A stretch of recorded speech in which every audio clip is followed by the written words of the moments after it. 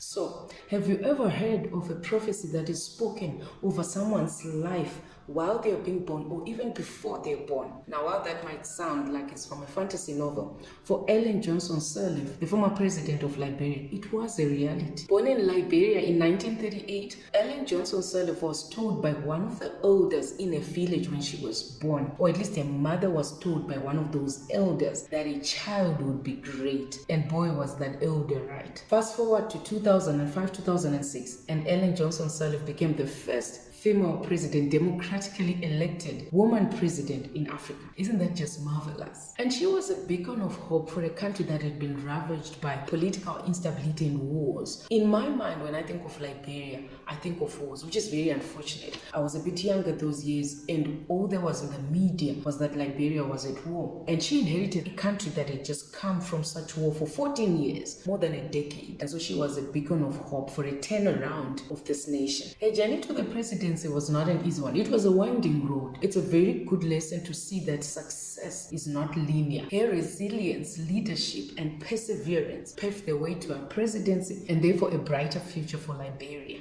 In a memoir, this book that I'm sharing today, titled "This Child Will Be Great," this book, Sirleaf shares a story of how she overcame adversity and achieved her dreams. So today, I would like to review this powerful memoir and share with you the lessons and the insights from the life that Sirleaf, the incredible life that Sirleaf is sharing with us in this book. So once again, if you're new to my channel, a warm welcome to you. And if you've been with me for a while, I really appreciate your continuous presence and your support. I hope that we can share together, you and I, the lessons that we can learn from this book. So if you've read this memoir from Ellen Johnson Sirleaf, former president of Liberia, before, do put your comments in the comment section below with your thoughts of what you found about this book when you read it. And if you have not read the book, then I hope that my insights and my lessons will be useful to you too, or will at least encourage you to go and grab your own copy of this book. This Child Will Be Great. So it's a memoir of a remarkable life by Africa's first woman president, Ellen Johnson Sirleaf. This Child Will Be Great. And she is a winner of the Nobel Peace Prize.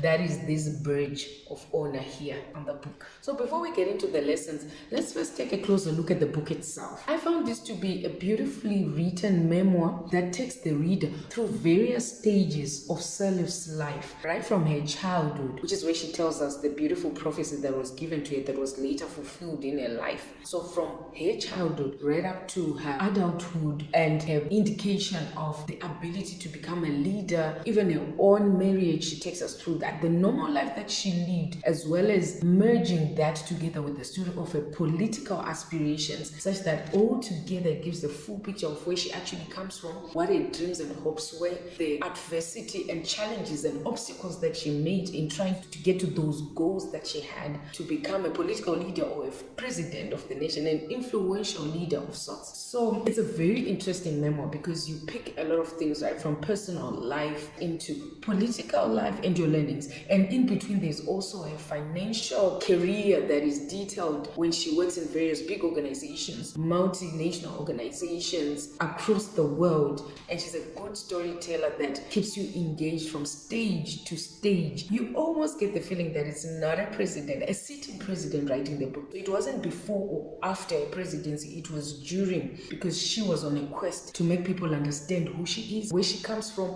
how she became president, and what her dreams for Liberia are. I've always admired and looked from a distance at Ellen Johnson Sirleaf because obviously she is a role model to many of us. When I saw that she's got a book that she wrote, I definitely was going to get it, as well as I've always said that if you are someone who is impactful, who is interesting, who has done well for themselves or for the world, who is influential, I want to definitely read your book because your story is going to give me one or two nuggets, one or two takeaways, things that I can learn, even if I don't get to be at the levels at which you are, but at least I get one or two things to use in my life, inspired to continue if I face the same adversity or challenges that you faced. I know that her being a first woman president, she's got a story to tell, a remarkable story behind how she did it. And when you read this book, you will find that story. So as I've said, this book is divided into three key parts. The first part, which is Ellen's childhood and her dreams and education. So her youth was around the 1940s, 50s. So you get to have insights into who her parents were, with her father who was from the Gola ethnic tribe within Liberia, one of the many ethnic tribes within Liberia. Then you get to see who her mother was, and she was of a mixed race with parents that were half from the Kru ethnic tribe within Liberia as well as half from German descent. And one of her aims in the book that she mentions is that why she delves into her upbringing and where she came from and her roots is to make people understand that her light skin is not an implication of her being a foreigner to Liberia. For those that are observant like I am, you hardly find Liberians that have got African sounding names or ethnic sounding names, and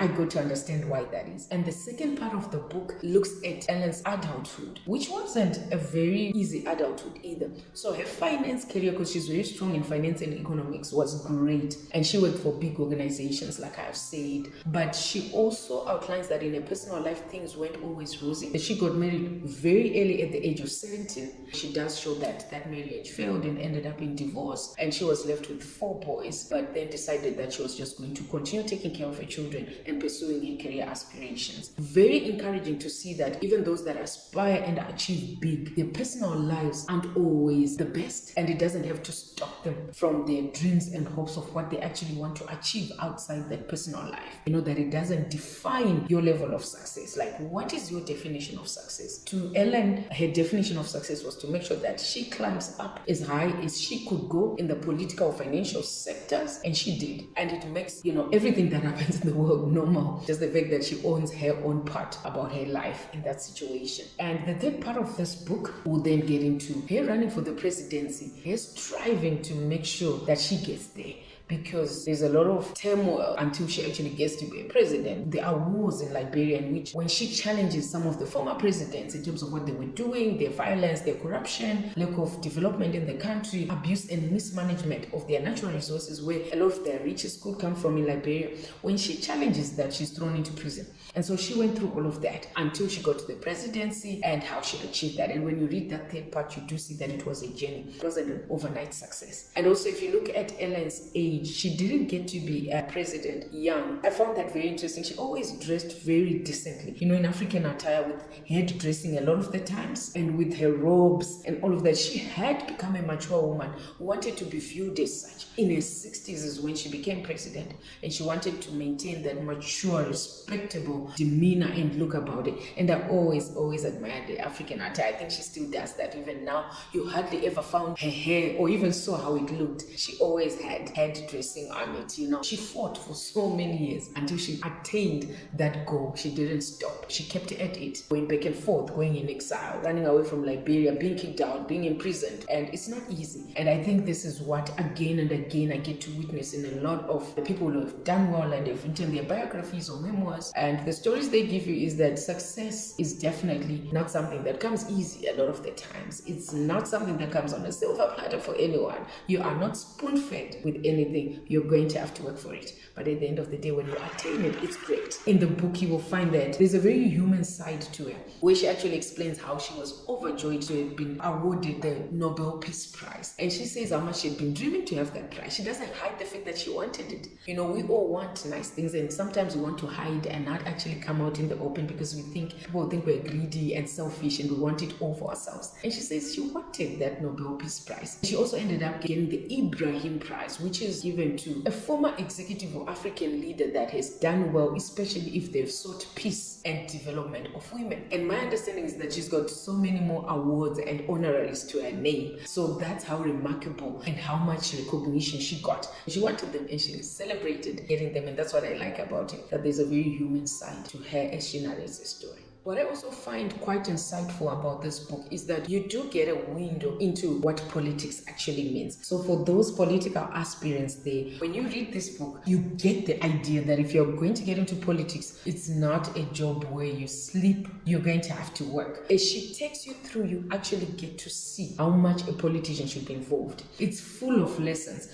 both in terms of the social side of things, the personal life side of things, as well as the political side of things. So overall, this memoir what, this child will be great is an excellent read for anyone who's interested in African history. I personally learned a lot. I appreciate the fact that I now know, at least theoretically, a lot more about Liberia than I did before. So if you want to learn some African history, politics and leadership, this book will give you quite a bit of knowledge about that. So if you haven't read it yet, I highly recommend that you take a dive into this fascinating read. And something else that I also found interesting in the last parts of this memoir, Sirleaf also takes the trouble to address the issue of her being unmarried. Now, to be honest, because of the way that she dressed and her double barrel surnames, I assumed that she was married. I actually learned when I read this book that she was not married at the time of her presidency. And I think there were a lot of misconceptions around that she wanted to straighten out. You know, letting everyone know all over the world that if you're just aspiring for something everyone deserves, no matter what your personal life looks like, if you're going to deliver, you deserve a chance and it should be given.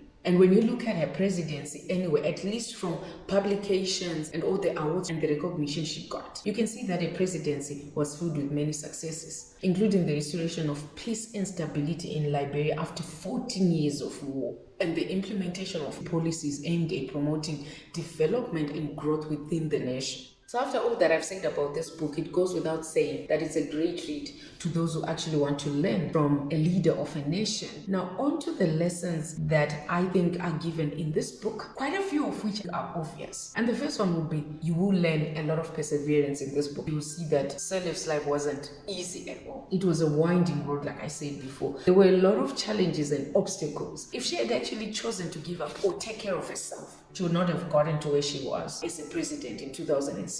The truth being that as a political leader, you've got a lot at risk. You've got a lot that you give up about your person, about your own personal life, while you look at the masses, while you look out for everybody, while you look out for a whole nation's aspirations. You give up your own personal security. And she had a lot of that risk in her life, but she never gave up. That's the surprising and inspiring thing about her as a woman with children, that she never gave up. She had children very early at 17. She could have easily given up and sat back and gone into the village somewhere or into the city somewhere and just say, I've got a lot in my hands, I cannot do this. But she did not. You need to persevere. If you're going to achieve anything, nothing is ever going to come easy. At least that. No pain, no gain, isn't it? We all know that cliche statement by now, but it's very true. The second lesson, obviously, being that leadership is a great quality to have, especially if you have the ability to listen and take action, like Sirleaf is portrayed, or at least the way she portrays herself in this book. She would listen and then go back and try and see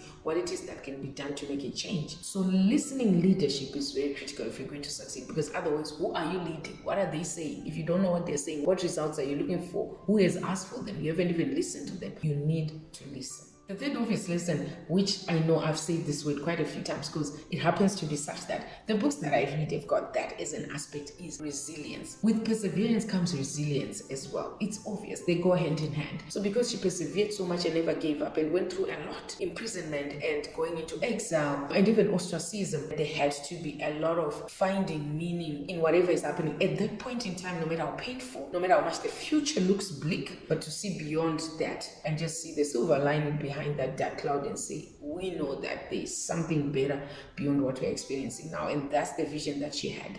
That resilience is very important. The fourth and exciting lesson from this book is on gender equality. We're talking of Africa's first woman president here, so obviously it's exciting that she was given such recognition, and for the first time setting precedents for more that would have come. So I think after her came other presidents, like the former president of Malawi, Joyce Banda, and so she paved the way for more like that. And it's not just in presidency, it's in more leadership positions that we see many of African women now attaining. So overall, this book provides valuable lessons for anyone looking to make a positive impact in their community and in the world. So what could I say on the flip side of these lessons and these insights and inspiration? What could I say are possible shortcomings of the book? I think there is probably one main one that I could mention about this book, which is that there is possibly limited perspective. And that will happen naturally with all biographies, autobiographies, memoirs, it's a single person who is the author. They're always going to give their perspective and their views. You know, there are books that have been written by 2 or 3 authors, but a lot of them, it's single-handed authoring. Now, in this book, you do get to see a lot of names, political bigwigs, names that come into this book as Sirleaf narrates a story. Because she then became a president, obviously her journey towards that presidency meant that she mixed and mingled with a lot of big names. She tells her stories about these people, a lot of them positive, but quite a lot of them negative as well. Now, that is hers because she authored the book. There could just be a risk of a single perspective. This is my thought. Besides that, I found this book to be quite an interesting read, and I'm glad that I got it and read it right to the end. I mean, if you've watched my previous video that I talked about the 7 fun facts about books and reading, you'll find that a lot of people either lie about the books that they've read cover to cover, with some that they've not even touched at all, they just sit on their shelves, you know, for sure, so that they look intelligent or well cultured. For me, I've actually truly and honestly read this book end to end. I generally read a lot of books to the end, to be honest. I have a few that I probably do not quite complete for a reason. Maybe I'm not identifying with the storyline or the beliefs that are coming out of that book, or it ends up being boring or repetitive. Such books I've probably not finished, and it's only a couple. When I start a book, I finish, and for this one, I started and I finished. Overall, Sirleaf's personal life and their journey to becoming Liberia's first female president serve as a reminder that our personal struggles and failures do not define us. So I hope that this video has given you a glimpse into the fascinating life and career of one of Africa's most inspirational leaders. Sirleaf's story is a testament to the power of hard work, perseverance, and determination. And I think it goes without saying that her unwavering commitment to her goal to attain presidency and positively influence a nation has been witnessed by many and has been impactful across the continent and the world. It's an inspiration to us all. So go and grab yourself a copy, and I sincerely hope that you'll enjoy it as much as I did. Thank you for joining me in this review of this memoir, This Child Will Be Great, by Ellen Johnson Sirleaf. As always, I hope that you've enjoyed the review as much as I have done. And if you have enjoyed, indicate that by subscribing to my channel so that you can stay updated on any new uploads. To many more book reviews and recommendations.